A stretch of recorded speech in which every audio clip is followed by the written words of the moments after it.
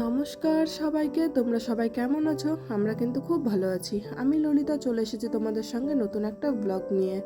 তো আজ ভাইফোঁটা, বুঝতেই পারছো ভিডিওটা বেশ কিছুদিন আগের, বেশ কিছুদিন বলতে 7 দিন তো হলোই। তো যারা আমার ভিডিওটা দেখছো তোমাদের সবাইকে অনেক অনেক ভালোবাসা। যাই হোক, খুব সকাল সকাল উঠে পড়েছি, যেহেতু ভাইফোঁটার দিন 12টার মধ্যেই ভাইফোঁটাটা দিতে হবে, তাই খুব সকালে উঠে বাড়ির সমস্ত কাজকর্ম সেরে স্নান করে পুজো করে নিয়েছি। আর আজকে বাড়ির বেশিরভাগ কাজটাই বৌদি করেছে। বৌদি থাকলে আমার একদম অসুবিধা হয় না, বৌদি সমস্তটা সামলে কাজ করে নিতে পারে। আর ও কিন্তু আমার থেকে বয়সে অনেকটাই ছোট, তবুও ও জানি না কি সুন্দর করে গুছিয়ে কাজগুলো করে। আর বাচ্চাদের জন্য আজকে সকালের টিফিনটা ওই তৈরি করছিল, এই ডিম টোস্ট আর সঙ্গে মেয়োনিজ, চিজ, যা যা মানে বাচ্চাদের যেগুলো পছন্দ। কারণ এই আজকের দিনে কোনো রকম ঝামেলা আমরা চাপছিলাম না, যে ওদের মন পছন্দ জিনিসগুলো ওদেরকে বানিয়ে দেওয়ার চেষ্টা করছিলাম। তো বৌদি এক এক করে দুজনকে দুটো স্যান্ডউইচ বানিয়ে দিল খুব সুন্দর করে, আর ওরা খুব পছন্দ করে কিন্তু স্যান্ডউইচটা খেয়েছে।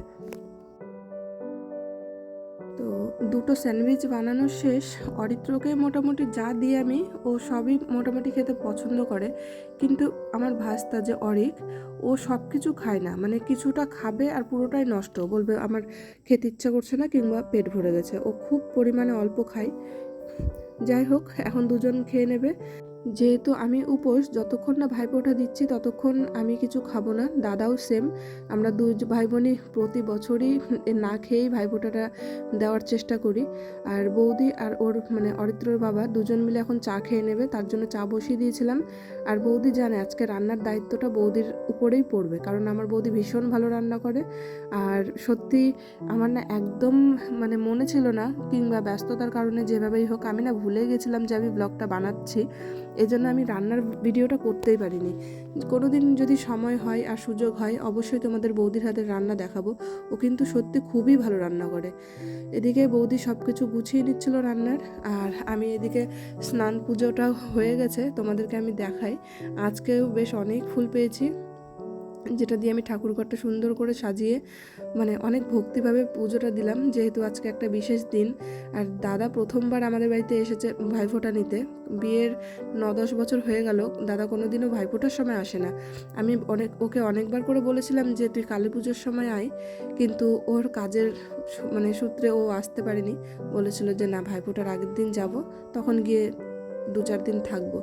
যাই হোক, দেখো আমি কত সুন্দর করে পুজো দিয়েছি। আজকে শিউলি ফুল দিয়ে পুরো তুলসী মঞ্চটা সাজিয়ে গুছিয়ে পুজো দেওয়া হয়েছে। তোমাদের কেমন লাগছে ভিডিওটা অবশ্যই আমাকে কমেন্ট করে বলো, আর যদি ভালো লাগে অবশ্যই একটা লাইক করে দিও। এদিকে পুজোর কাজকর্ম সেরে আমি বসে গেছি পায়েস বানাতে। আর পায়েসের জন্য নিয়ে নিয়েছি গোবিন্দভোগ চাল পরিমাণ মতন, আর এদিকে মটর সিদ্ধ করতে দিয়েছি ঘুগনির জন্য, আর এদিকে দুধ বসিয়ে দিয়েছি। মানে ঘুগনিটা বৌদি করবে, আমি শুধু পায়েসটা করব আর লুচিটা করব।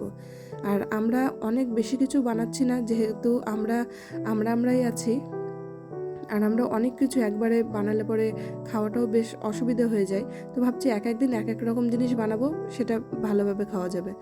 আর বৌদি বলছে যে এরকম দিনে আলপনা না দিলে চলে, তুমি তো আলপনা দাওই না। সত্যি আমি খুব একটা বেশি আলপনা দিই না। বৌদি এদিকে আলপনা দিয়ে দিল, আর আমার এদিকে রান্নাটাও কমপ্লিট। আর বৌদি ঘুগনিটা করেছিল, খুবই ভালো হয়েছিল ঘুগনিটা খেতে।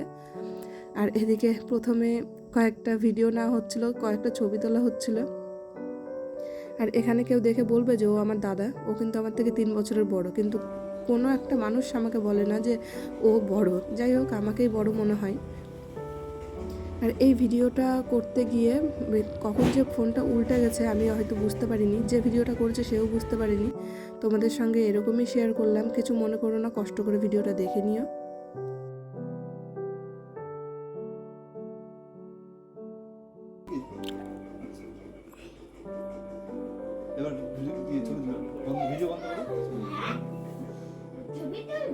বৌদিকটির দিকে তাকাও তো। আর এদিকে মনু ওর দাদাকে ভাইফোঁটা দিয়ে দিচ্ছে। মনুও প্রথম ওর দাদাকে ভাইফোঁটা দিচ্ছে, কারণ আমি প্রতি বছরই যেহেতু বাড়িতে যাই, তো আমার সঙ্গে সঙ্গে ওর মানে অরিত্র বাবাও চলে যায় শ্বশুর বাড়িতে। এই কারণে মনুরও ভাইফোঁটা দেওয়া হয় না। এই বছর সুযোগ হয়েছে, দিচ্ছে। খুব ভালোও লাগছিল, সবাই একসঙ্গে হয়েছি অনেক বছর পরে এরকম।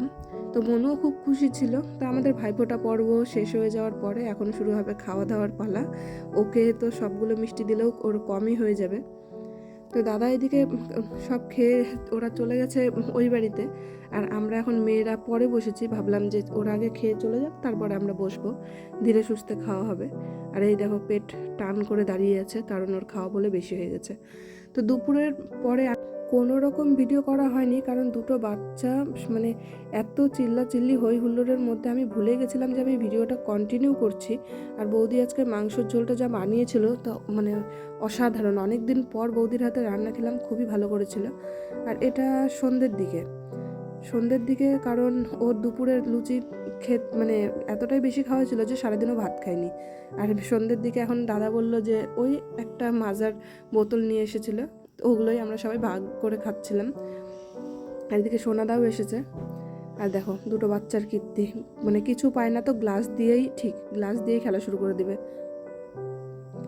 তো ওদের খেলা মানে দেখতে দেখতে আবার এদিকে মনু দেখছি সারাদিন মোবাইল নিয়ে বসে আছে, ওর মুখে কোনো কথা নেই। আর এর তো খাওয়াই শেষ হয়নি এখনো। আর বাড়িতে মা আসুক বা বৌদি, যদি মানে দুজনের মধ্যে কেউ যদি রান্না করে, ও আমাকে সারাদিন ওইটা নিয়ে শোনাতে থাকে যে ওদের কাছে রান্না শেখো, ওদের কাছে রান্না শেখো। যাই হোক, সবার হাতের রান্না সমান না। আর এদিকে ওর কোনো একটা খেলনা গাছের ওপাশে পড়ে গেছে, তো ভয়ে ভয়ে লাঠি দিয়ে বের করছে যাতে গাছের ডাল ভেঙে না যায়। আর এদিকে দেখো মাংসের ঝোলটা কিছুটা ছিল রাতের জন্য, কারণ অনেকটাই পরিমাণে আনা হয়েছিল। আর খেতেও সত্যি খুবই ভালো হয়েছিল।